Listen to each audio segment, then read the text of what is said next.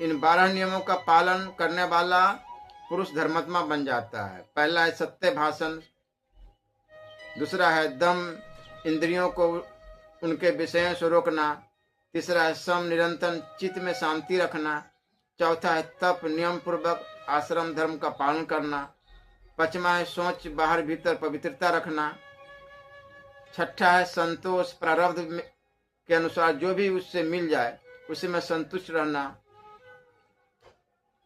सतमा है लज्जा, अधर्माचरण में संकोच होना, अष्टमा है क्षमा, सुख दुख को धैर्य पूर्वक सहना, नौमा है आर्जव, सरल भाव से बर्ताव करना, दसवां है ज्ञान, प्रत्येक कार्य को विचार पूर्वक करना चाहिए, 11वां है दया, यथाशक्ति दिनों की सेवा करना, और 12वां है ध्यान, भगवान की भजन, स्मरण, ध्यान और कथा श्रवण आदि करना। प्रतिदिन सोने से पहले विचार करो कि आज हमारा कितना समय सत्वगुण में बीता और कितना रजोगुण तमोगुण में। इसका नित्य प्रति का हिसाब रखने से मनुष्य सत्वगुणी बन सकता है और उसमें देवी संपत्ति के गुण भी आ जाते हैं। ध्यान, जप, सेवा, स्वाध्याय और सत्संग ये 5 प्रधान साधन है।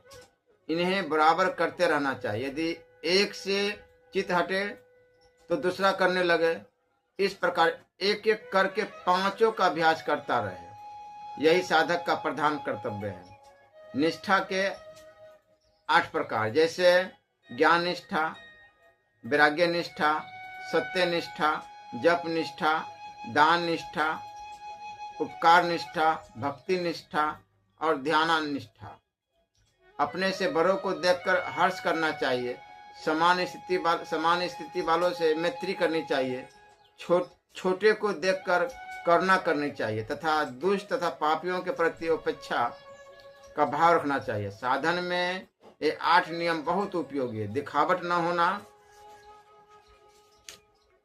ब्रह्मचर्य का पालन करना, सर्वदा ब्रह्म मुहूर्त में उठो, भजन के लिए यह सबसे अच्छा समय है। मिताहार का पूरा ध्यान रखो। जो भोजन चित्त को अधिक प्रिय हो वह कम खाओ। क्रोध से सर्वदा बचो, चित्त को क्षुब्ध न होने दो।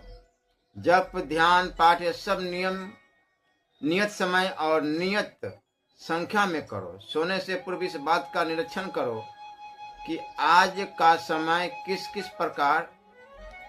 किस काम में लगा है। सबसे बड़ी चीज है चाह, अर्थात तीव्र लगन होना चाहिए। चाह से सिद्धि होती है और इसी से साक्षात्कार होता है। साधन के 2 भेद होते हैं, कर्म साधन